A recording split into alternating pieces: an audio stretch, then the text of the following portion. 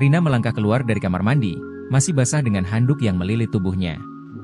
Pikirannya berkecamuk, seakan-akan air panas tadi belum cukup untuk menenangkan gejolak di dalam dirinya. Suara percakapan ringan dari ruang tamu terdengar samar. Raka, suaminya, sedang berbicara di telepon, entah dengan siapa, tentang pekerjaan yang selalu menyita perhatiannya. Malam semakin larut, tapi Rina merasa jiwanya tak pernah setenang itu. Sudah berbulan-bulan Rina merasakan jarak antara dirinya dan Raka semakin melebar. Pernikahan yang dulu penuh gairah kini tak lebih dari rutinitas tanpa emosi. Sentuhan-sentuhan hangat yang dulu sering ia dapatkan kini terasa seperti formalitas semata.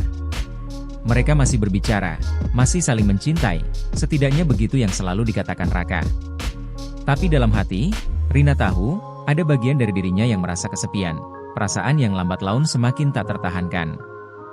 Di kantor, ada Dimas. Dimas adalah tipikal pria yang bisa dengan mudah menarik perhatian wanita. Dengan tubuh tinggi atletis, wajah tegas, dan senyum yang selalu terkesan tulus, dia membawa aura percaya diri yang sulit diabaikan. Rina selalu berusaha menjaga hubungan profesional dengan rekan kerjanya itu.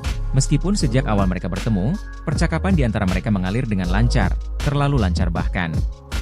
Setiap kali Dimas lewat di dekat mejanya, ia akan melemparkan candaan yang membuat Rina tertawa, dan tatapan matanya terkadang bertahan sedikit lebih lama dari yang seharusnya.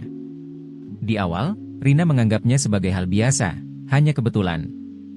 Tapi kebetulan itu mulai sering terjadi, dan sebelum ia menyadarinya, Rina mulai menunggu-nunggu momen ketika Dimas datang menghampirinya.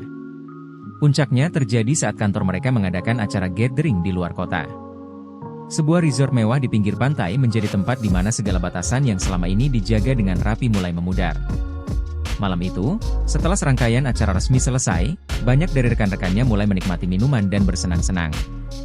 Rina merasa sedikit bosan, duduk di tepi bar dengan segelas anggur di tangannya.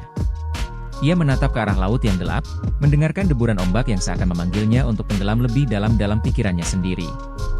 Dimas duduk di sebelahnya tanpa suara. Kehadirannya membuat Rina terkejut sesaat, tapi kemudian ia tersenyum tipis, mencoba bersikap biasa. "Sendirian di sini?" tanya Dimas pelan. "Sepertinya," jawab Rina singkat, memutar gelas anggurnya, seolah mencari jawaban di dalam cermin cair yang ada di depannya. Dimas tidak mengatakan apa-apa untuk beberapa saat, hanya memandanginya dengan cara yang membuat Rina merasa seperti sedang diintip. Tatapan pria itu terasa terlalu intens, terlalu akrab, hingga membuat Rina menggigil, bukan karena dingin, tapi karena sesuatu yang lebih dalam. "Kamu baik-baik saja?" tanya Dimas kemudian, suaranya rendah dan hampir berbisik. Rina hanya mengangkat bahu. "Sepertinya aku baik-baik saja." Namun, dalam hatinya, ia tahu jawabannya jauh lebih kompleks dari itu. "Tapi kamu kelihatan tidak begitu." Dimas mendekat sedikit, membuat jarak di antara mereka menjadi lebih intim. "Aku tahu bagaimana rasanya, Rina. Ketika kamu merasa ada sesuatu yang hilang tapi tidak tahu bagaimana menemukannya kembali." Kata-kata itu seakan menghantam sesuatu di dalam diri Rina. Dia menoleh, menatap wajah Dimas yang begitu dekat. Sorot mata pria itu serius, tanpa sedikit pun tanda-tanda main-main yang biasanya ada dalam percakapan mereka. Itu bukan sekadar ucapan ringan, Dimas benar-benar mengerti apa yang ia rasakan. Tanpa ia sadari, tangannya sudah tergenggam erat di sisi meja bar, mencoba menahan diri. Tapi Dimas, seakan mengetahui kegelisahan itu, meraih tangannya dengan lembut, ibu jarinya mengusap punggung tangannya perlahan, gerakan yang begitu lembut tapi penuh dengan arti. "Rina," bisik Dimas, mendekatkan wajahnya hingga hanya ada beberapa inci di antara mereka. "Kita tidak harus terus berpura-pura." Pernyataan itu seperti sebuah godaan, satu kalimat yang menggantung di udara, menunggu untuk disambut atau dihindari. Rina tahu apa yang dimaksud Dimas, dan ia juga tahu konsekuensi dari langkah berikutnya. Ada Raka di rumah, suaminya yang menunggu kepulangan dengan keyakinan penuh bahwa istrinya tetap setia. Tapi di saat yang sama, ada sesuatu yang terbakar dalam dirinya. Gairah yang sudah lama terpendam, rasa diabaikan yang semakin hari semakin menggeliat minta diakui. Malam itu, ombak yang memukul pantai tak lagi terdengar, dan segala rintangan moral seakan tenggelam dalam kabut. Tanpa menjawab, Rina membiarkan bibirnya mendekat ke bibir Dimas, pelan tapi pasti. Ciuman itu lembut di awal, seolah masih mencari izin dari satu sama lain. Namun, dalam hitungan detik, keinginan yang mereka tahan selama ini meledak. Ciuman itu berubah menjadi lebih dalam, lebih liar, hingga napas mereka saling memburu. Dimas menariknya ke pelukannya, tangannya menjalar di punggung Rina, menyusuri lekuk tubuhnya yang tertutup gaun malam. Rina mendesah di antara ciuman, merasa seluruh tubuhnya hidup kembali di bawah sentuhan pria ini. Segala perasaan bersalah yang sempat muncul tenggelam dalam gelombang gairah yang tak terbendung. Tanpa berkata apa-apa, Dimas menariknya menuju kamar hotel, menyusuri lorong gelap tanpa peduli akan siapapun yang mungkin melihat. Begitu pintu kamar tertutup, segala batasan hancur. Dimas mendorongnya ke ranjang, napasnya berat di telinga Rina saat dia menundukkan tubuhnya untuk melumat bibirnya sekali lagi, kali ini lebih dalam, lebih penuh hasrat. Rina merasa terbakar di bawah sentuhan Dimas. Setiap ciuman, setiap gerakan tangan yang menjelajahi tubuhnya, membuat dirinya semakin tersesat dalam lautan kenikmatan yang tak pernah ia rasakan sebelumnya.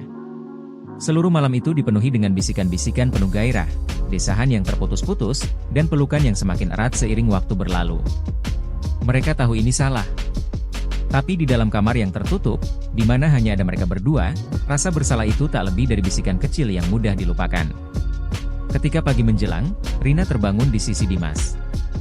Matahari yang menyelinap dari balik tirai menyoroti wajah pria itu yang masih tertidur lelap.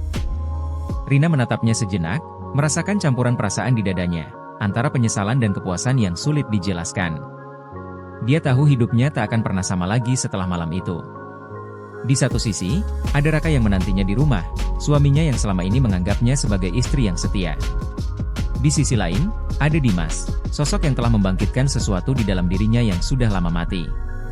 Rina berdiri dari ranjang, mengumpulkan pakaian yang berserakan di lantai. Dengan langkah pelan, dia kembali mengenakan gaunnya, mencoba mengembalikan dirinya ke realita. Namun, pikiran tentang apa yang telah ia lakukan terus menghantui. Kini, dia terperangkap di antara dua dunia. Dunia yang ia bangun bersama Raka dan dunia terlarang yang ia ciptakan bersama Dimas. Pintu kamar terbuka pelan, dan sebelum melangkah keluar, Rina menoleh ke arah Dimas sekali lagi. Perasaan itu masih ada di sana, menggantung di udara seperti kabut yang sulit dihilangkan. Dan di dalam hatinya, Rina tahu bahwa ini bukanlah akhir dari segalanya. Justru, mungkin ini baru permulaan dari sesuatu yang lebih rumit, dan lebih berbahaya.